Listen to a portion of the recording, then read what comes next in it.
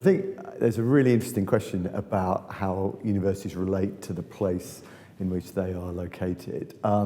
It seems to me that the direction of public policy, government policy towards universities in the last 15, 20 years, for the bulk of my time as an academic, has really been to say, look, you're competing in a global market, you want to benchmark against great institutions in other parts of the world, and you are competing with each other. And I think the implication of that, or the working out of that, has been to, in some sense, detach universities from thinking seriously about the contribution they can make to the local economy, to the civic culture of the place they're in. There are great exceptions to that, and I think there are a number of really interesting attempts by universities to engage the local community. But I think now, perhaps in part as a consequence of Brexit, I think also public policy is waking up to the implications of the previous period. I think we are beginning to see universities that are thinking much more systematically and much more deeply about what it means to be a civic university.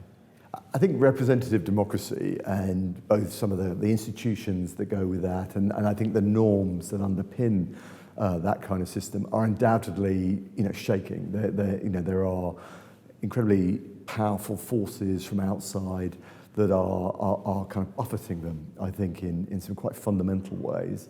Now, I still think it's too early to be able to say whether this is a system that's had its time.